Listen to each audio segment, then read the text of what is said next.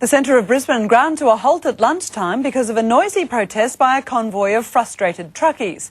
Owner-drivers are striking for 2 weeks. They say logbook laws and the price of fuel are crippling the industry.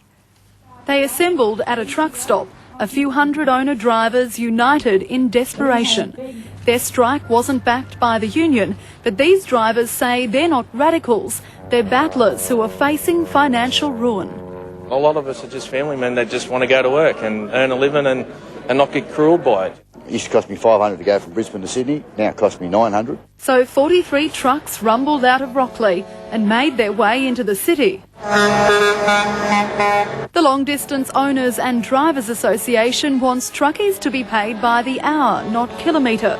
Their strike is also driven by the cost of fuel and new logbook laws. They're wholly and solely revenue raising. It's a very loud and clear message these drivers are sending the state and federal governments. They say each month thousands of truckies are going bankrupt and something's got to give. Our transport industry could have still been operating today had they have bothered to come to the table and address the issues. Their convoy stopped traffic, but there was plenty of support. Oh, I don't blame them, mate. I think they've got the right to do it. Yeah, good on them. Others were less than impressed.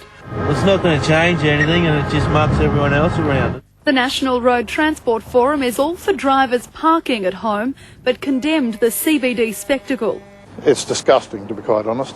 You know, as far as I'm concerned, these people aren't representative of the industry. The protest is meant to continue for 2 weeks. Alison Fletcher, 9 News.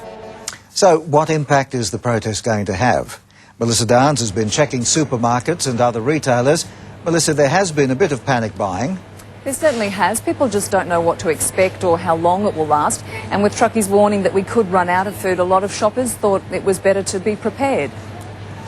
It wasn't a mad rush, but there was some sense of urgency for many shoppers getting their groceries. A friend of mine tipped me off and said, you should stock up, John. So that's exactly what I have done. Well, we were actually going to stock up on a few things such as tomatoes and bananas and things like that. This will do me for a couple of days, so we'll see how it develops. But Peter Beatros, representing independent fruit and veggie retailers, claims we have nothing to worry about. Yeah, we see it as a one-day wonder. A lot of trucks that aren't working today will certainly be back on the road tomorrow. As for claims that 80% of truckies will protest in the next fortnight, he says that only applies to owner-operators, a small part of the workforce. Rockley markets were fully supplied this morning and a huge amount of fruit and vegetables available, and we don't see that changing at all in the next fortnight. If anything, he thinks the protest has backfired. The Retailers Association agrees.